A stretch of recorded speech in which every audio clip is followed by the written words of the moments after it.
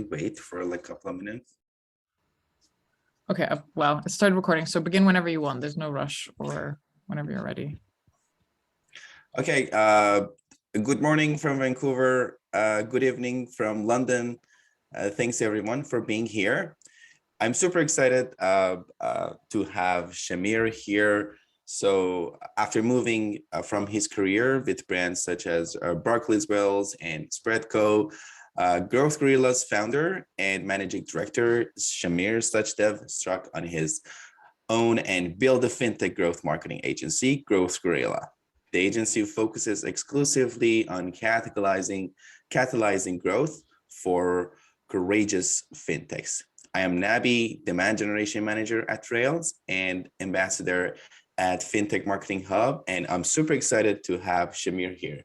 So this session is called Office Hours. During these office hour sessions, we are experimenting with this format that where others can host event and talk about interesting fintech and marketing topics. How this event will go, we are gonna ask questions for 30 minutes, and then we'll have your questions for the next 30 minutes, and all the meeting will be recorded. So don't worry about missing any part of this event. Welcome to this office hour, Shamir. Thank you very much for having me, Nabi. So yeah, it's a really interesting topic. I mean, performance marketing in fintechs always engages with results, always needs a great background. And I know you've been working with quite a few fintechs within the past 5 years. And so basically, my first question is that how do you approach building a paid acquisition strategy? And at the end of the day, what are the key areas that you consider and every fintech marketer or performance marketer needs to consider once they are designing a paid acquisition strategy? Cool. Yeah, perfect place to start. So I think the first sort of point of consideration is that we're talking about performance marketing and paid acquisition activity as a whole, not just Google search on its lonesome. And I think, over the years, paid activity has expanded out from Google to Facebook to now Twitter, TikTok, and all these other channels. So there's actually a lot for a performance marketer or for a brand to consider and methods to reach their target audience. So kind of the first place to start really is kind of a balance between two things. A balance between what budget you have available, because that's going to dictate the number of channels that you can genuinely start to use and leverage at any given time. And then the second thing is the target audience themselves. So as a rule of thumb, what we've tried to do is obviously really, really nail down who the target audience is, be really, really clear on who we're trying to get in front of. And then once we've done that, try and understand that, is there intent from that audience? So what we mean by that is the user actively searching for your solution? And with most sort of fintechs, that's probably not the case, especially the more disruptive sort of brands, because actually who might be searching for, say, trying to think, all the fintechs in the world now suddenly escape my mind. But like a new approach to purchasing a house, for example, they may not necessarily be doing that. So if intent is not there, it doesn't mean to say you can't reach that audience. What we then need to start doing is looking at how we can put a message in front of the audience, and then what we then do is start picking off the channels by, that we can actually narrowly target and reach and get in front of each of those audiences. So it's that balance, yes, between sort of intent, an audience, budget, and then really from that point forward, it's then deciding, which channels we're going to go after. So high intent, we start adding Google search into the mix. If there's low intent, then we start with perhaps probably something like Facebook, Meta, because it's got the best targeting parameters that are out there in comparison to, say, Twitter or TikTok. And then from that point forward, we then start looking at the other channels that we can kind of add into the mix. And there are sort of extreme examples where, for example, you may not look at Facebook or Meta as it's now called at all, and you may want to purely focus, say, on, I don't know, LinkedIn and TikTok, LinkedIn and Twitter, for example. If you're a little bit more B2B, or you're targeting SMEs or professional individuals or high net worth individuals. Or if you're targeting more Gen Z, then you want to go perhaps after TikTok, Instagram, maybe Snapchat. But the targeting parameters are so broad there. And again, that comes back to budget. If you don't have budget to spare, you're better targeting a smaller audience, but with better targeting capability, rather than targeting a broad audience with poor targeting capability. So it's Yeah. just that balance as to where you feel you're going to get that audience. So yeah, so that's sort of the.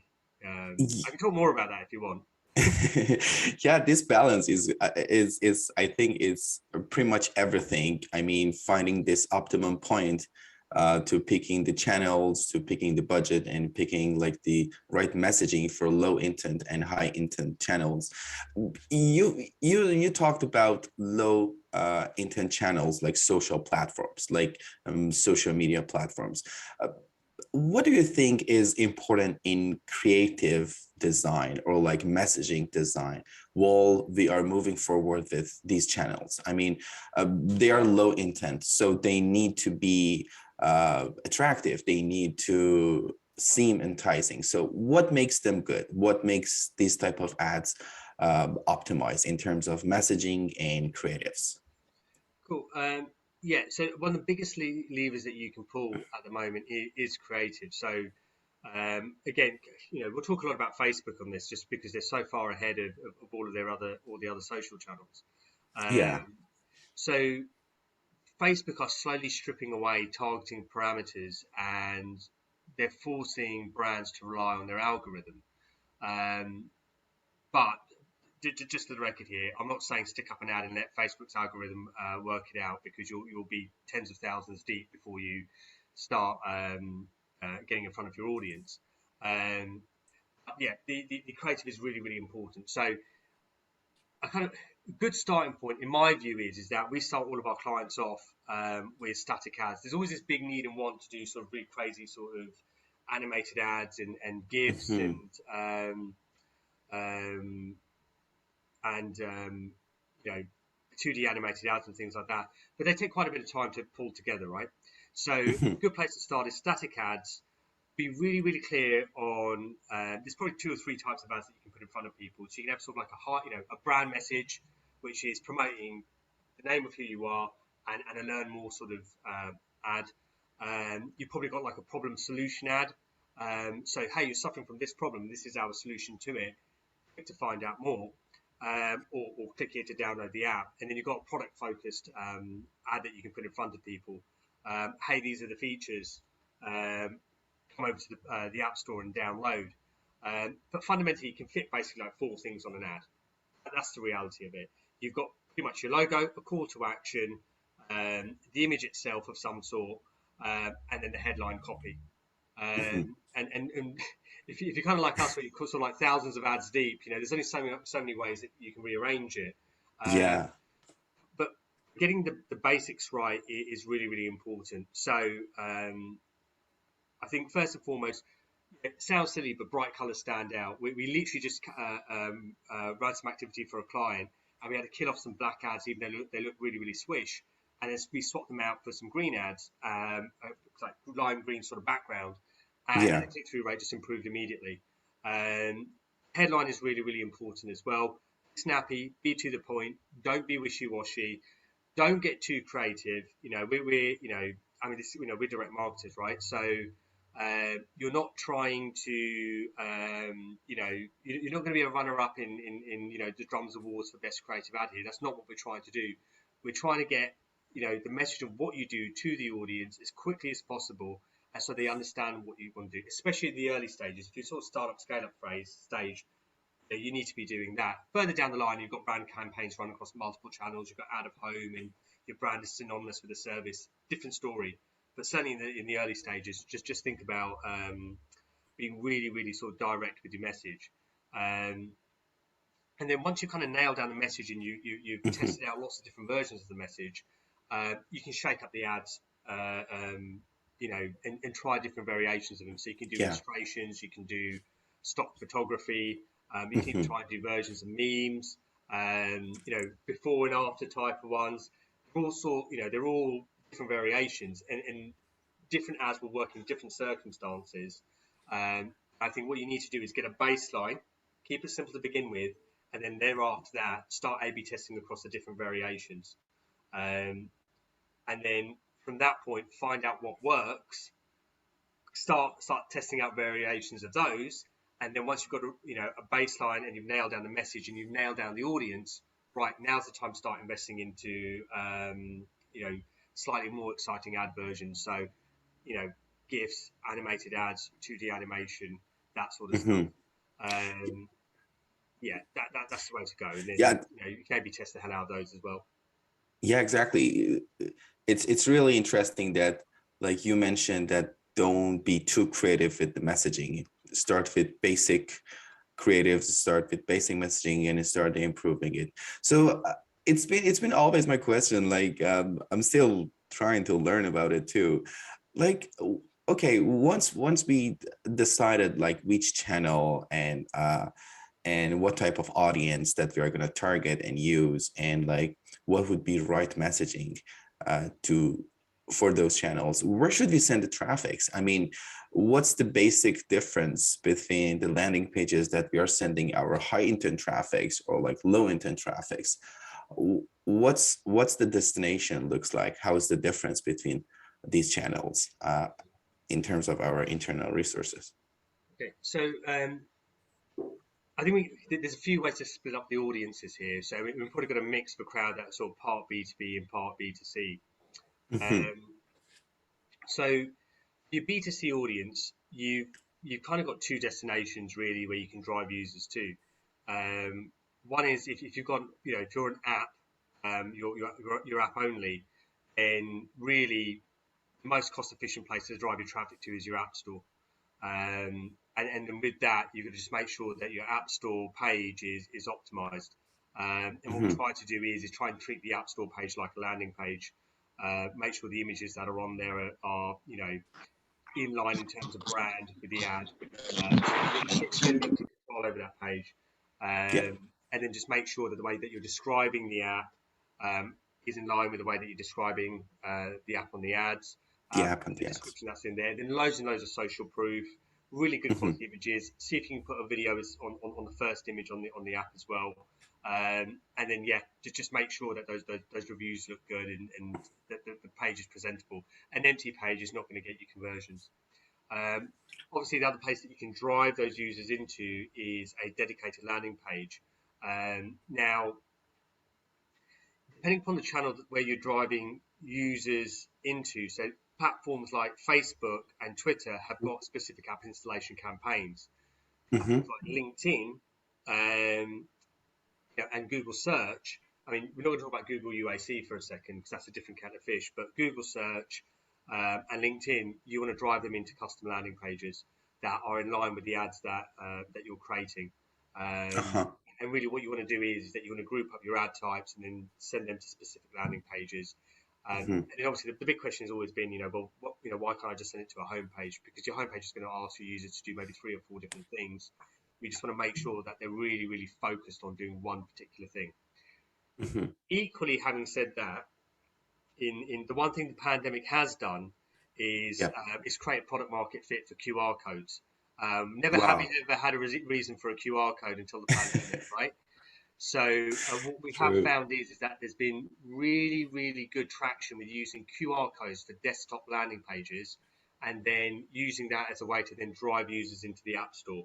And you can put like an adjust link or an apps file link behind the QR code and you can actually track the number of conversions coming in from the landing page.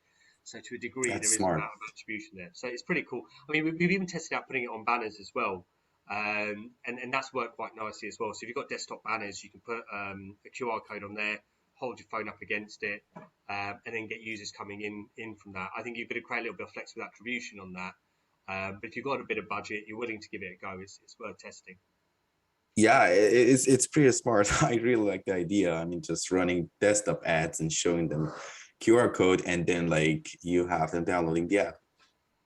And then some, the third group probably is the B2B side of things, which is interesting because there was a thread on the, within the Fintech Marketing Hub Slack channel, I think, that Helen put up, and it's now I think about 22 or 23 messages deep, and the fundamentals were, Yeah. should you put something behind gated content. But I think upstream of that is that where do you send those users to? So if you're doing ads on LinkedIn, for example, for a B2B audience, you're paying probably anywhere between £7 to £20 a click. So Yeah. you want to make sure that the destination where you're sending them to is highly, highly optimized. So Hmm.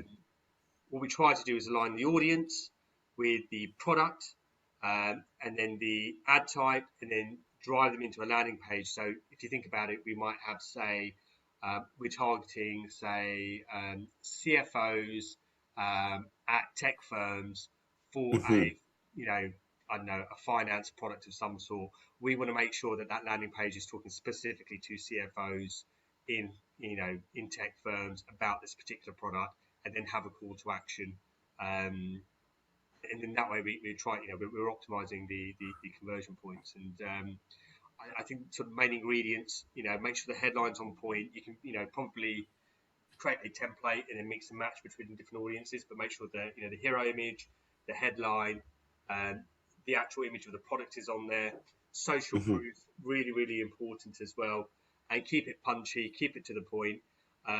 The other thing I quite like as well is the length of your landing page should almost be proportional to the value of the product that they're purchasing. So look, if they're Wow. buying a six-figure product, it should be a fairly lengthy page that's going to really take them through the product and the proposition. Wow. It's a big decision. Give them lots and lots and lots of information. Information. If it's a lower value product, like let's say, for example, you're getting them to sign up to, say, maybe a bank account for like a neobank or something like that, you can afford to be relatively sort of short, sharp, and punchy, and do it that way. Um, so yeah, there you go. That was That's my TED talk on landing pages.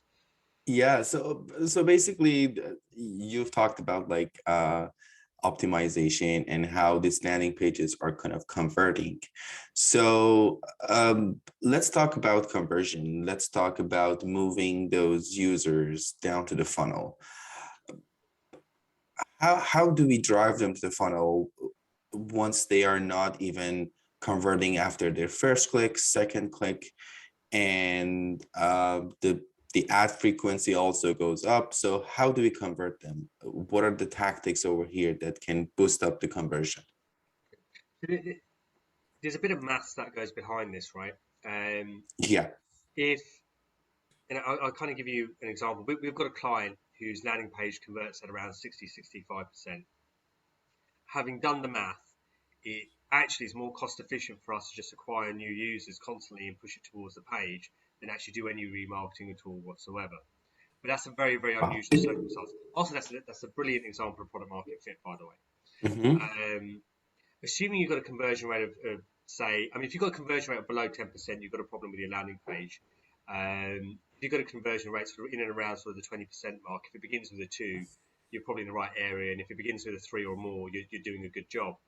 But assuming that they're either hitting your App Store product page or hitting your landing page and they're not converting, I mean, we can't expect obviously every user to convert on the first go. So what we like to do is create almost like a ubiquitous feel for our clients' brands. And what we mean by that is that if we have got all the pixels and tracking set up properly, and you've got a good tech stack in place, um, and you're making sure that you've got that across both your website and the app store if you've got a mobile app, or your just your website if you don't have an app store.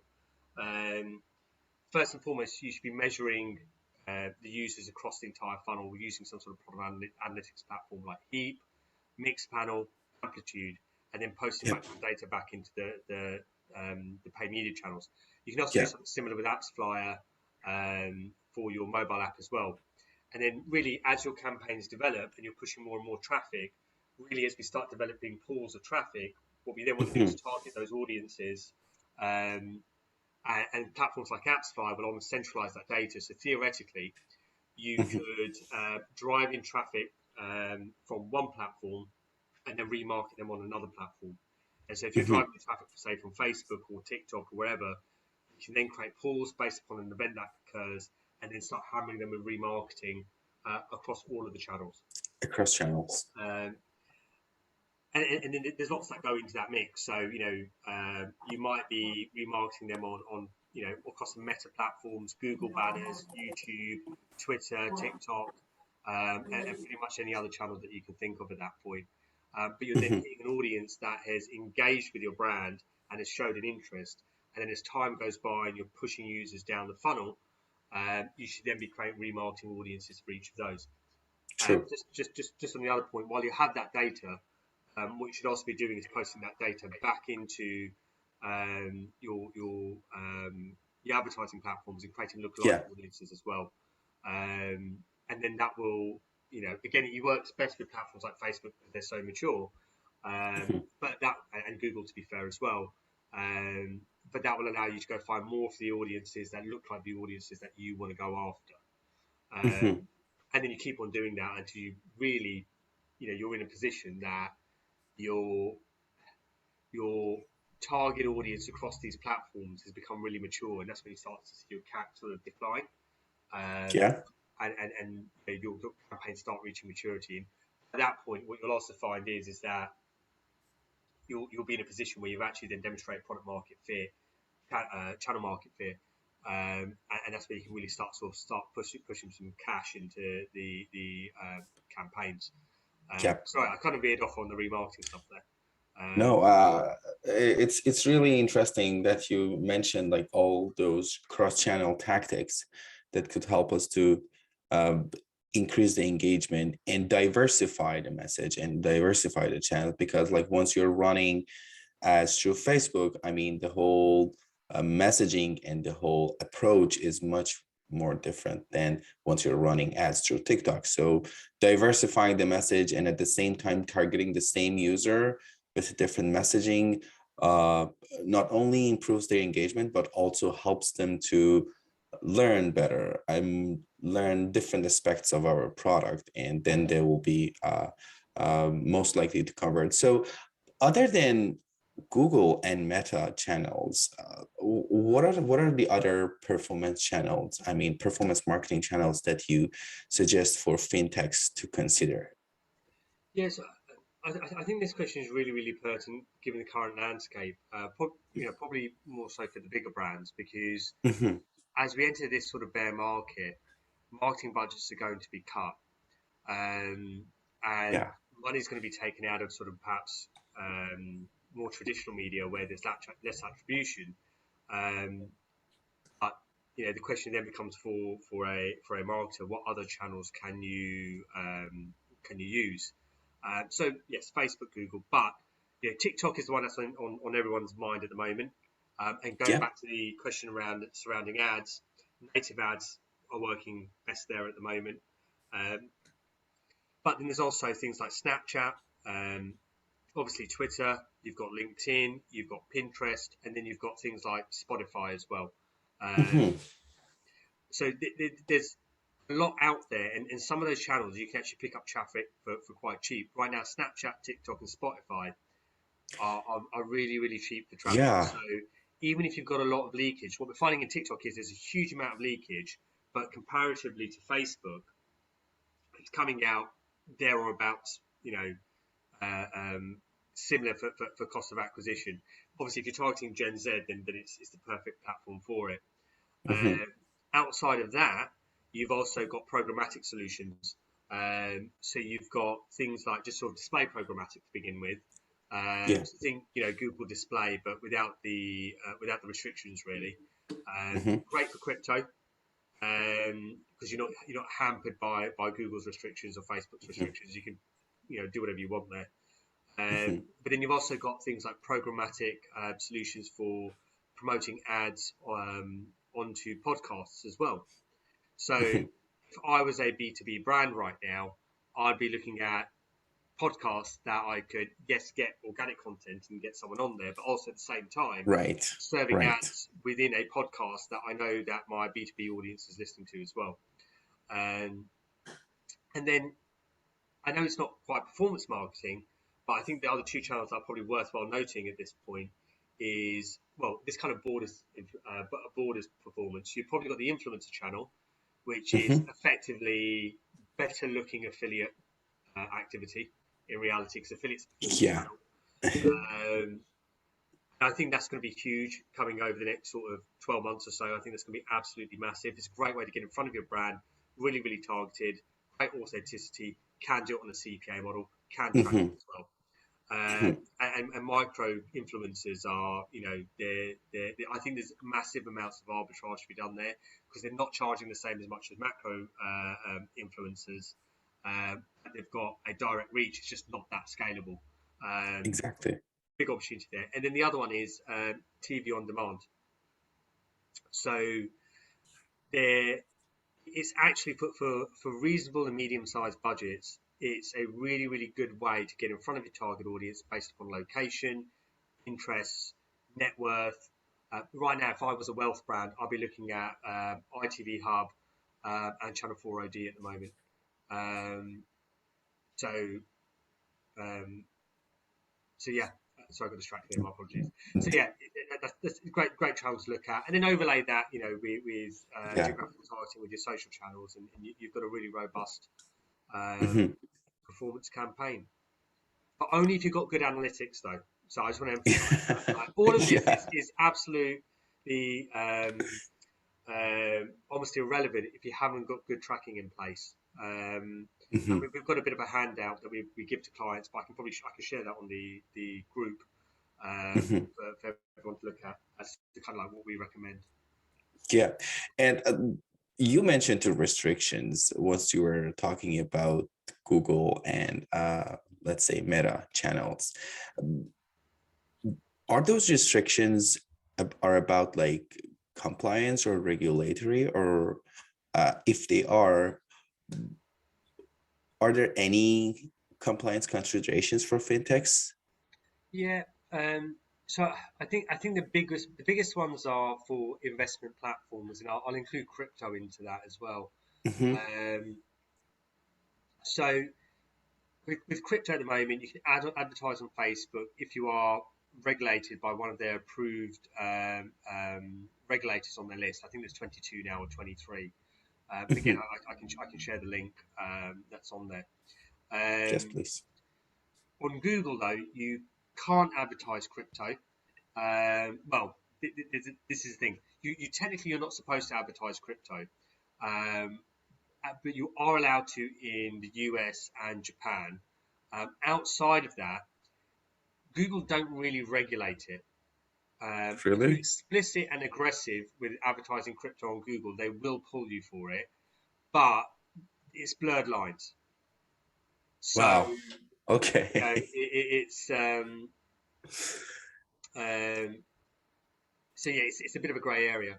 The the other thing, I think the other platform to look at, Twitter, you need to become compliant from a financial services perspective Hmm. and a crypto perspective. Google are now going through that as well. You need to send in your FCA registrations and things like that. They'll kind of Yeah. ask for it. The only thing I would say is that they don't ask for it necessarily up front. So make sure that you have it to hand and be Yeah. ready for it, that you're going to need it, because they will just switch off your account and say, hey, we need it. And we have been in scenarios where Hmm. clients have gone offline for a couple of weeks, and don't be coy with giving them the information that they need. More often than not, what happens is they'll say, "Oh, you're mentioning another company on your website. Can you provide us with, evidence of your relationship with them?" We had Evidence one of client, relationship. yeah, Right. we had one client that didn't want to share the contract and the relationship, and it went back and forth for weeks and weeks and weeks. And in the end, we just sent the contract and agreement through, and they got authorized within 24 hours. Mm. And then the other thing to bear in mind as well is just generally just think about settings within your performance activity. So both Google, Facebook, and most of the other platforms will have settings based upon user location. So they'll have things like, is a user based in this location? Has a user shown Or an interest in this interested. location? Yeah. Yeah, or have they visited this location? Now, obviously, if you then end up serving ads to a user that was in the location or has an interest in the location, they may not be in an area that you're regulated with at the moment, and Oh, they could get you in a bit of hot water at that point. yeah. So be really, really mindful of that. And then I think the other thing to say is, look, in the FCA stuff, clear, fair, not misleading. Make sure disclaimers are on ads. Make sure the font size is the same size as the smallest font on your promotional part of your ad. Um, and then keep it neat and tidy. Um, the last thing to say is that Facebook and Google will put ads, and they'll ban you if it looks like the customer journey is a bit dodgy. So we were A/B testing App Store pages for a client. We were using not Splitwise, Split Metrics Hmm. for this. They didn't like the journey. They banned the ads, and that caused a fine. Wow. And also the other thing is don't bait and switch. Don't say that you're promoting one product, like say CFDs, and then hits the website and it's promoting crypto. Because again, they will look at the landing pages, and it's usually it will go in for manual review for True. that sort of stuff. And then if you end up in Facebook or Google's naughty book, it can be really really difficult to get out of it. And then don't do things like, and this is mainly for the crypto guys out there, don't things like go and buy business managers. Um, you know, don't keep spinning up different ad accounts and things like that. Hmm. Create communication with Facebook. Make sure one of the you're on the regulated list. If you haven't got regulation and you are a crypto platform, or if you are a financial services platform, I'm talking about Facebook here particularly, and you're not allowed to promote your services on there like CFDs or Forex, that doesn't Hmm. stop you from promoting educational content. That's allowed. Yeah. That's fine, as long as you're Yeah. driving them into a page that has that educational content on there. So I'm just thinking that you've got individual platforms. Um, Reddit, great platform. You can't advertise ICOs on there, but we'll let you advertise crypto. Um, TikTok is no go for crypto, grey area for influencers, and then financial services all around. Just make sure that you've got your disclaimers in the right place and it's been Hmm. approved by your compliance team.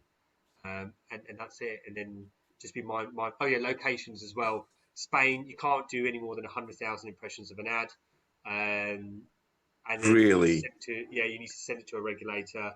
Um, Indonesia needs to go to the regulator first for approval. If they don't reply, then you're okay, but you need to be regulated in the region for it. Um, Wow.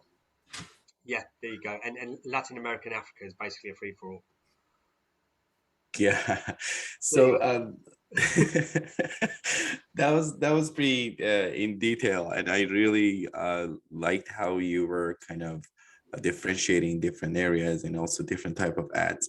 So um, our first part of our chat is over. So we are gonna go to chat. Oh, we have a lot of questions here. So we'll start from chat questions, and then um, yeah, that would be perfect if we could have time to answer all.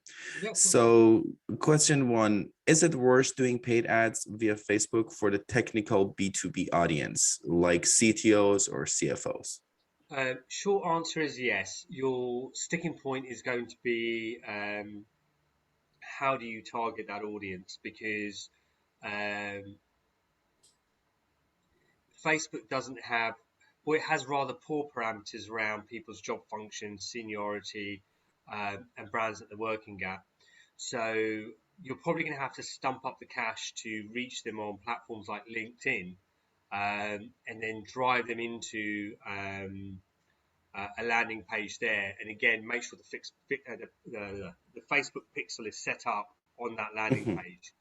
And then you can then remarket that audience, and you Yep. can then create lookalike versions of that audience um, on on Facebook. You can Mhm. also drive traffic in from Twitter as well. So if I was targeting, say, CTOs in a particular geography, perhaps in a particular sector, what I may Yep. do is target people who are following, say, technical channels, like maybe GitHub or Yep. something like that, but are also following particular people within a particular industry. If it's like payments or something like that, are they following like Tech Nation, Tech Hub, something like that, and try and create Yeah. some audiences around that, and then perhaps Hmm. look for influencers on Twitter for those audiences as well. And then what I would then do is drive as much of that traffic Yeah. into a landing page, and then set Facebook's lookalike audience to about 1%. The only downside of this is that it's probably quite capital intensive to begin with, if I'm really honest, because that £10-20 a click, you've got to drive a lot of traffic in to LinkedIn, and you could probably, you're Yeah. going to need audience sizes of a couple of thousand at least to make it Exactly. worthwhile. So you're going to make sure that your Facebook pixel and all of your tracking is set up properly. And what you Yeah. might want to do is, I've said landing page now. You might want to also pixel multiple landing pages across the website. If you've got an email list, you can upload that into Facebook as well. Basically, you're going to pull as much data as possible as you can from different places, create the audience on a platform like Facebook, and then set up the lookalike parameters, and then let Facebook's algorithm do its thing. Hmm. But it's not an overnight solution. This is going to be, you're minimum 6 months into really getting it to work. But have Wow. patience, trust the Facebook algorithm, and it will work. And then what I'll do is I'll write a little note on this on how I would approach it, because Hmm. I'm conscious that my answer was a little bit all over the shop. Yeah, that's interesting. So we have another question from Amy. Uh, could you please share more about process of getting ads on podcasts your audience listen to? Do you go directly to the podcast host? How does that work? Okay. So it depends on the podcast. Um, so if it's a smaller podcast where you've got the presenter effectively reading out uh, the promotion, then yes, you're going to have to contact them directly. Mhm. It may be that they do a pre-recorded one, but you'll have to go out to them directly. On the larger podcasts, they'll probably be serving their ads programmatically. So there are a number of platforms, all of the names of which escape me, that you can use to actually serve your ads. So you'll have to record it and then serve the ad via the platform, and then that will be delivered to To all the of the podcast. podcasts. So it's going to Mhm. be a combination of both, really, manually going after the podcasts themselves, and then looking at ones that are part of the wider network as well. Yeah, so I just have a follow-up question. It's my question that once we're working with, like, let's say, smaller podcasts that we can work with them directly, for B2B services, I specifically ask, do you suggest doing sort of like pre-roll ads, mid-roll ads, or do you suggest being hosted there? I mean, in terms of content, um, what type of investment would you be kind of suggesting? If you're B2B, get your senior stakeholders onto as many podcasts as possible. Mhm, It gets you in mhm. front of the audience. It creates authority, and it gives you content to repost, Exactly. repurpose, Mhm. republish. And then in terms of sponsorship, um, so pre-rolls, I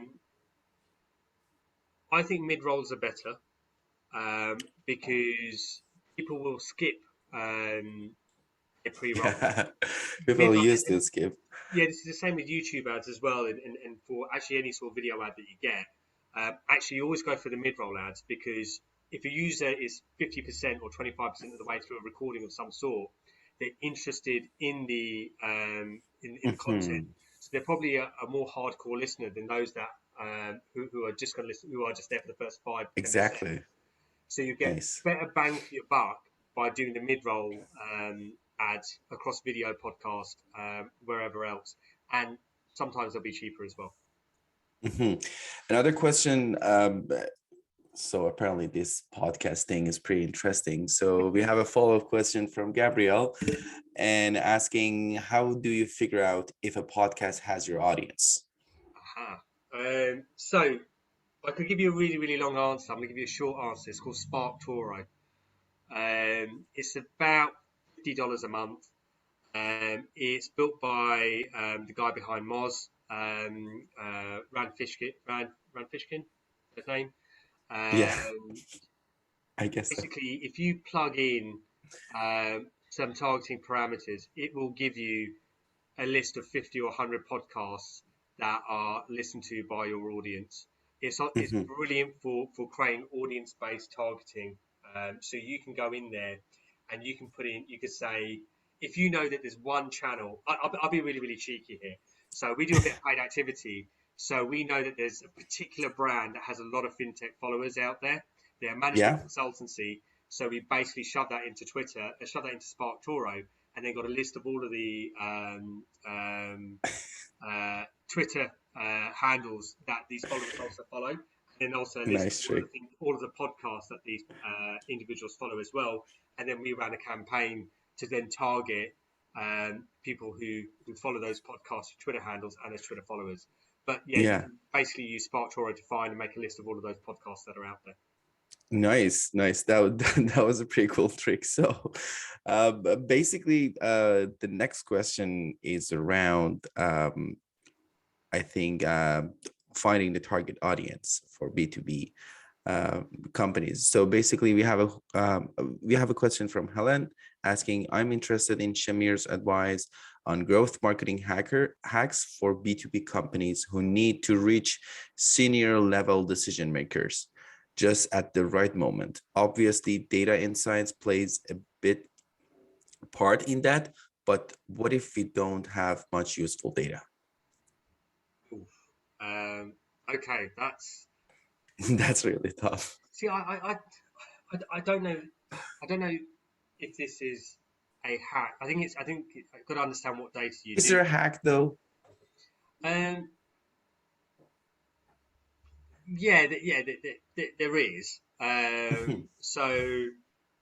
think as long as you've got the name of the company, the name of the individual, you can use platforms like Crunchbase, Bowhurst, Clearbit to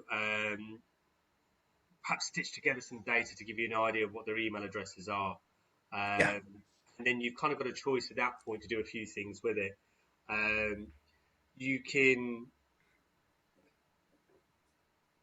you can probably you could probably do something like adding like LinkedIn Helper or DuckSoup or something like that. Plug that into one of your colleagues' LinkedIn accounts, and then start doing automated messages out Messages, right. to all of the people on LinkedIn. That's got a bit spammy now, so it's Hmm. kind of been overdone. The other thing you could do is you could do it more legitimately, and then take that data and then actually upload that into LinkedIn. You're going to need more than a couple of hundred. You probably need 1,000 or so or more, and then you can do sort of in-mail campaigns. So as long as you've got the name of the company, the job titles, or perhaps the name of the individual as well, you can Hmm. then start doing in-mail messages to these individuals. Right. I think the key thing about sending in-mail messages is keep it short, keep it sharp, make sure you've got clear call to action, and again a landing page that you want to send them Hmm. to. Hmm. You know, I hate the ones that come in and go, oh yeah, do you want to book a demo? I don't know what you do. I don't know why you message me. I don't care. I'm not interested. But if you've got a compelling True. offer, then that's going to work. I think it's also then finding out what is the right moment, and then Hmm. the other thing to say is how big is this organization? And I suppose this is the difference, I think, between targeting SMEs and enterprise. If this is enterprise, so the way we don't go B2C, B2B in Growth Gorilla's house, Right. we tend to Right. go retail and enterprise because SMEs act a lot like B2C. If it's enterprise B2B stuff, I personally are more for one doing a little bit more guerrilla marketing. Find out who the individuals are, find out how you can get in front of them, and then start doing more sort of coordinated attacks, with a combination of ABM type stuff, and sending them out personalized messages, in the post. We did it for a very, very well known crypto platform. We Yeah. looked at, Hannah, my marketing manager, and I, we stalked the CMO's Twitter profile. We found out that she was Irish. Found out that she liked these bobblehead type things, Funko Pop. So we sent her Conor McGregor Funko Pop with a message Nice. that says, "We'll knock out the competition." We got a message from her the next day, and we went in for a pitch. So Nice. I think sometimes the hack isn't necessarily doing things in mass. Sometimes the hack is actually just be really really different and obscure, and Hmm. be really really clear who the 50 or the 100 companies that you're going after, and then work out who you know there, put that in green, who can introduce you there, put it in amber, who you don't know, put it in red, chop them out, focus on the green and the amber ones, and just work out what you can do from a personalized tactic. And really it's about what how personal you want to be. I have heard of people sending like barbershop quartets and bands out outside of people's um, offices, and I think one of my favourite ones was mine on exec. He bought a billboard and put it Yeah. outside one of his target customers' buildings where he knew that their where they were using his competitor, and got it really really cheap on a deal, and then had Wow. basically this positioning out there for a month, and every single person in that organisation, including senior management, had to go through that entrance and exit. That's an amazing. Yeah. That's brilliant. I'm going to get it right Um, once. So, yeah. so about micro influencers, another question from Amy. Do you see a use case for B2B? I've seen micro influencers work in a B2C setting, but I'd love to hear any examples of how it works if it does for B2Bs. Um, it's not something that I'll be honest with you. It's not something that I've used for B2B. I think the question is that again, does it fall into the SME category, or does it fall into the enterprise category? If it's SME, then there's absolutely no reason why I wouldn't see it work for B2B for SMEs. I think that Mhm, would work absolutely fine. There's always going to be an influencer for everything. Um, mhm, I think for B2B, it really depends upon how big that audience size is, and what influencers are mhm. available there. And I Yeah. suppose my answer to this would also be that if there isn't an influencer for that target audience, then Mhm. that to me seems like there's an opportunity in the marketplace to make one of your stakeholders in the business the influencer for that audience. Exactly. And there's no reason why it wouldn't work. Mhm, mhm. So basically, about influencers, it's my own follow-up question. Does YouTubers, I mean, does a YouTuber count as an influencer? Yeah, I think yeah, absolutely. So in my mind, when I talk about influencers, I'm thinking YouTubers, Instagrammers, and Podcasters? podcasters, absolutely, Hmm. TikTokers.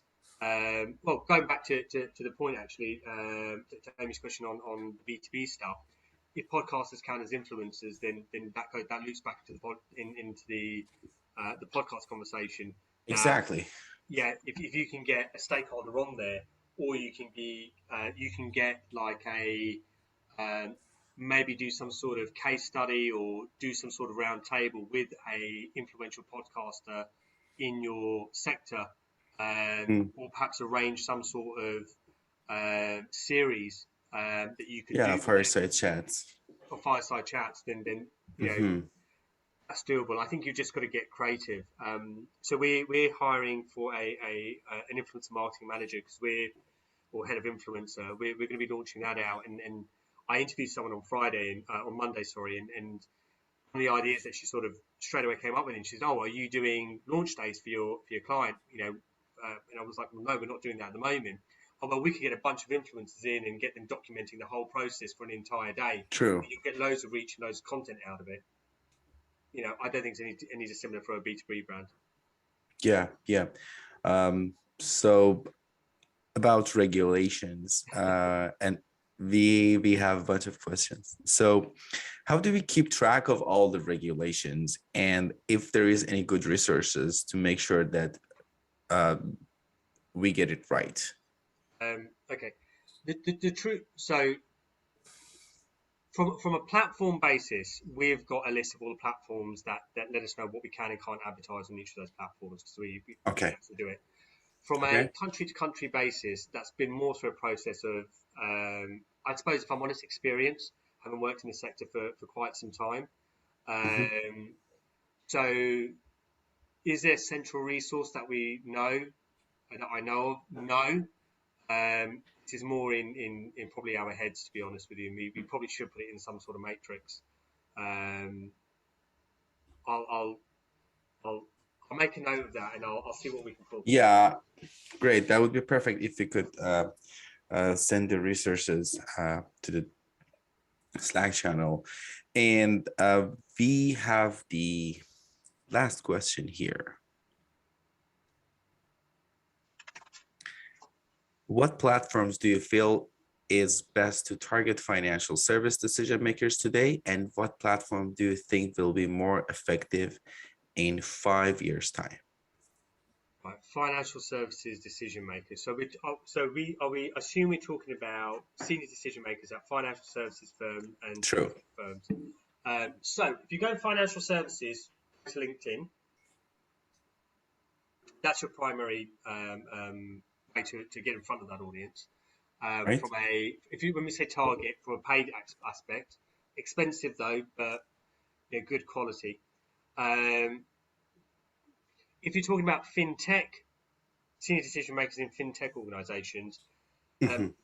actually there's no little tick box for fintech founders in senior decision makers in LinkedIn. So actually, the best way to do it is to Right. build out an audience on Twitter.